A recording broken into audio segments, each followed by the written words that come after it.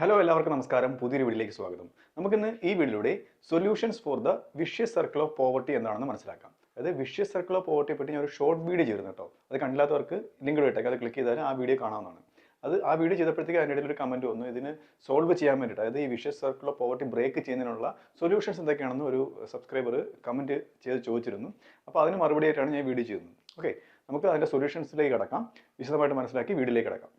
Solutions for the vicious circle of poverty. അതിൽ ആദ്യത്തെ എന്ന് പറയുന്നത് increase investment in human capital. Human ക്യാപിറ്റലിൽ കൂടുതൽ ഇൻവെസ്റ്റ്മെന്റ് കൊണ്ടുവരിക. ഏതൊക്കെയാണ് ഹ്യൂമൻ ക്യാപിറ്റൽ? അതായത് improve education and skill training എഡ്യൂക്കേഷനിലൊക്കെ കൂടുതൽ ബഡ്ജറ്റിൽ നിന്ന് പൈസ നീക്കി വെച്ച് കഴിഞ്ഞാൽ കൂടുതൽ ആൾക്കാർ ട്രെയിൻഡ് ആവും. ഓക്കെ, അങ്ങനെ വരുമ്പോഴത്തേക്ക് അവർ കൂടുതൽ പ്രൊഡക്റ്റീവ് ആവും, കൂടുതൽ ഔട്ട്പുട്ട് അവർ ഉൽപ്പാദിപ്പിക്കും. പിന്നെ better health care to increase productivity, നല്ല ആരോഗ്യ സംരക്ഷണം കൊടുക്കുക. അപ്പോഴത്തേക്ക് അവർക്ക് ആബ്സെന്റിസം കുറയും, അവർ കൂടുതൽ ഹെൽത്തി ആവും, പ്രൊഡക്ടിവിറ്റി കൂടും. This increases labour productivity and income.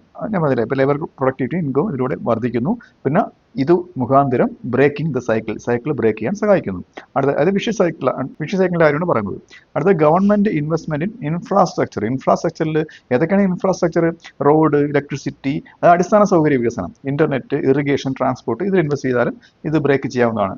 Better infrastructure boost production and employment opportunities. നല്ല ഇൻഫ്രാസ്ട്രക്ചർ വരുമ്പോഴത്തേക്ക് അത് പ്രൊഡക്ഷൻ ബൂസ്റ്റ് ചെയ്യുകയും കൂടുതൽ തൊഴിലവസരങ്ങൾ സൃഷ്ടിക്കുകയും ചെയ്യുന്നു. അടുത്തത് access to credit and micro finance. അതായത് കൂടുതൽ വായ്പകൾ ജനങ്ങൾക്ക് എത്തിക്കുന്ന രീതിയിലുള്ള സംവിധാനങ്ങൾ. Provide small loans to poor households and small businesses. ചെറിയ ബിസിനസ്സുകളൊക്കെ പ്രോത്സാഹിപ്പിച്ച് അവർക്ക് ലോൺ കൊടുക്കുമ്പോഴത്തേക്ക് അവർ കൂടുതൽ പ്രൊഡക്റ്റീവ് ആവും. ഓക്കെ, ഹൗസ് ഹോൾഡ്സിനൊക്കെ ലോൺ കൊടുക്കുമ്പോഴത്തേക്ക് അവർ ആ പൈസ വെച്ച് എന്തെങ്കിലും ബിസിനസ് തുടങ്ങി പുതിയ ഉൽപ്പന്നങ്ങൾ ഉണ്ടാക്കും. ഓക്കെ, പിന്നെ എൻകറേജ് എന്റർപ്രണർഷിപ്പ് ആൻഡ് ഇൻവെസ്റ്റ്മെന്റ് ആണ് ഇപ്പോൾ പറഞ്ഞത്. എന്റർപ്രണർഷിപ്പ് അതായത് സംരംഭകത്വം. ആൾക്കാർ പുതിയ തൊഴിൽ ചെയ്യാനായിട്ട് മുന്നോട്ട് വരുന്നു, പുതിയ സ്വയം തൊഴിൽ എന്നുള്ള രീതിയിലുള്ള പുതിയ തൊഴിലവസരങ്ങൾ അവർ തന്നെ ക്രിയേറ്റ് ചെയ്യുന്നു.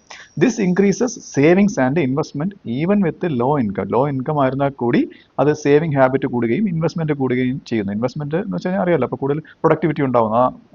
അവർക്ക് കിട്ടുന്ന ആ ഒരു സേവിങ് ഇൻവെസ്റ്റ് ചെയ്ത് ഫർദർ പ്രൊഡക്ഷൻ നടക്കുന്നു. അടുത്ത സോഷ്യൽ വെൽഫെയർ പ്രോഗ്രാംസ് ആണ്. ഏതൊക്കെയാണ്? ക്യാഷ് ട്രാൻസ്ഫേഴ്സ്, പെൻഷൻസ് ഒക്കെ ഉണ്ട്. പിന്നെ ഫുഡ് സെക്യൂരിറ്റി സ്കീംസ്, ഇതും vicious circle of poverty break ചെയ്യാൻ സഹായിക്കുന്ന ഘടകങ്ങളാണ്. Health insurance for poor households, പാവപ്പെട്ട വീട്ടുകാർക്കൊക്കെ ഹെൽത്ത് ഇൻഷുറൻസ് കൊടുക്കുക. These raise income levels and reduce poverty traps.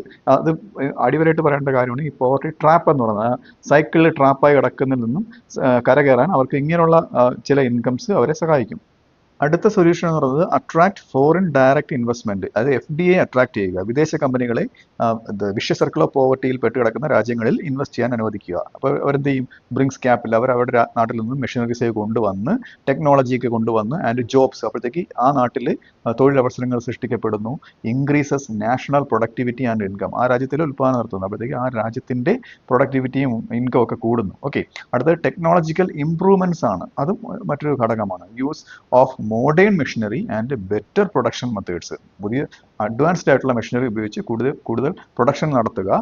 Higher efficient and lower cost. നല്ല എഫിഷ്യൻസിയിലുള്ള, നല്ല കൂടുതൽ ഔട്ട്പുട്ട് കുറഞ്ഞ ചിലവിൽ ഉൽപ്പാദിപ്പിക്കുന്ന രീതിയിലുള്ളതാണ് എഫിഷ്യൻസി എന്ന് പറയുന്നത്. അങ്ങനെയുള്ള മെഷീൻസ് കൊണ്ടുവന്ന് ഉൽപ്പാദനം നടത്തുക. അടുത്ത് നടന്നത് പ്രൊമോട്ട് എംപ്ലോയ്മെന്റ് ഓപ്പർച്യൂണിറ്റീസ്. കൂടുതൽ തൊഴിലവസരങ്ങൾ ഉണ്ടാക്കിയെടുക്കുക. Support labour intensive industries. കൂടുതലും ലേബർ ഇൻറ്റൻസീവ് ആയിട്ടുള്ള ഇൻഡസ്ട്രീസ് വേണം സെറ്റപ്പ് ചെയ്യാൻ. അത് കൂടുതൽ ആൾക്കാർക്ക് തൊഴിൽ കിട്ടുന്ന രീതിയിൽ, അപ്പോൾ അവർക്ക് ഇൻകം ഉണ്ടാവുകയാണ് ചെയ്യുന്നത്. Job creation increases income and savings. അതായത് ജോബ് ക്രിയേഷൻ കൂടുന്നു, അവർ ഇൻകം കൂടുന്നു, സേവിങ് കൂടുന്നു, ഇൻവെസ്റ്റ്മെന്റ് കൂടുന്നു, ഔട്ട്പുട്ട് കൂടുന്നു. മനസ്സിലായില്ലേ? അപ്പോൾ ഇതിനെ കൂടുതലായിട്ട് വരുമ്പോഴത്തേക്കാണ് ഈ സൈക്കിള്, അതായത് വിഷ്യസ് സർക്കിള് ബ്രേക്ക് ചെയ്യാൻ പറ്റത്തുള്ളൂ. അടുത്ത encourage domestic savings. Domestic saving encourage ചെയ്യാന്ന് വെച്ചാൽ വളരെ വളരെ പ്രധാനപ്പെട്ട കാര്യമാണ്. ഈ സേവിങ്ങിലാണ് ഇൻവെസ്റ്റ്മെന്റ് നടക്കുന്നത്. അതായത് വെറുതെ കുറച്ച് വഞ്ചിയിൽ കുറച്ച് പൈസ ഇട്ട് വെക്കുന്നതല്ല നിങ്ങൾ സേവിങ് എന്ന് പറയുന്നത്. ബാങ്കിൽ സേവ് ചെയ്ത് അത് ഒരുപാട്, അപ്പോൾ ഒരു ഗ്രൂപ്പ് ഓഫ് ആൾക്കാർ, അതായത് ഒരു വലിയൊരു മാസ് ആയിട്ടുള്ള സേവിങ് വരുമ്പോഴത്തേക്ക് അതിൽ നിന്നുള്ള ഇൻവെസ്റ്റ്മെന്റ് എന്ന് വെച്ചാൽ ഒരു നല്ലൊരു ഇമ്പാക്ട് ഉണ്ടാക്കുന്നതാണ് എക്കണോമിയിൽ, GDP-യിലൊക്കെ. ഓക്കെ, അതായത് higher interest rates on savings. അതായത് ആൾക്കാർ സേവിങ് ഹാബിറ്റ് കൂട്ടാൻ വേണ്ടിയിട്ട് പലിശ നിരക്ക് കൂട്ടി കൊടുക്കണം. നല്ല ആൾക്കാർ ബാങ്കിൽ കൊണ്ട് പൈസ ഇട്ട് കൂടുതൽ പലിശ അവർ കിട്ടുന്ന രീതിയിലുള്ള ആ ഒരു ഇത് കൊണ്ടുവരണം. ഓക്കെ, അടുത്തത് ഫൈനാൻഷ്യൽ ലിറ്ററസി പ്രോഗ്രാംസ് കൊണ്ടുവരണം. അതായത് സാമ്പത്തികമായിട്ടുള്ള ആ ഒരു ലിറ്ററസി, അതായത് അവർക്ക് പണം എങ്ങനെ വിനിയോഗിക്കണം, ഏതൊക്കെ ബാങ്കിൽ ഇട്ട് കഴിഞ്ഞാൽ പലിശ കിട്ടും, ഈ പലിശ നിരക്ക് എത്രയാണ്, ഇപ്പം RBI പ്രൊവൈഡ് ചെയ്യുന്ന പൈസ ഇൻട്രസ്റ്റ് റേറ്റ് എത്രയാണ്, അപ്പോൾ എന്താണ് അതിൻ്റെ പ്രയോജനം, അതിൻ്റെ ഇമ്പാക്ട് എന്താണ്, ഇതൊക്കെ മനസ്സിലാക്കി കൊടുക്കണം. അതാണ് പറയുന്നത് മോർ സേവിങ് വരുമ്പോഴത്തേക്ക് മോർ ഇൻവെസ്റ്റ്മെന്റ് നടക്കുന്നു. മോർ ഇൻവെസ്റ്റ്മെന്റ് വരുമ്പോഴത്തേക്ക് ഹയർ പ്രൊഡക്ഷൻ നടക്കുന്നു. അടുത്തത് പോപ്പുലേഷൻ കൺട്രോൾ മെഷേഴ്സ് ആണ്. അത് ജനസംഖ്യ നിയന്ത്രിക്കുന്ന പരിപാടികളും കൊണ്ടുവരണം. അല്ലെന്നുണ്ടെങ്കിൽ ആൾക്കാരുടെ എണ്ണം കൂടി കഴിഞ്ഞാൽ അവർ റിസോഴ്സിന്റെ മേലുള്ള ഭാരം കൂടുകയാണ്, കൂടുതൽ റിസോഴ്സ് അവർക്ക് വേണ്ടി വരും. അപ്പോഴത്തേക്ക് ആ മേ ബി ആ ഒരു vicious circle of poverty break ചെയ്യാൻ കഴിയാതെ വരും. Okay, reduce pressure on resources, അത് ലാൻഡ്, പിന്നെ മറ്റ് റോ മെറ്റീരിയൽസ്, പ്രകൃതി വിഭവങ്ങളില്ല, അതിന് മേലുള്ള ആ ഒരു പ്രഷർ കുറയുകയാണ് ചെയ്യുന്നത്. More income per capita and higher saving.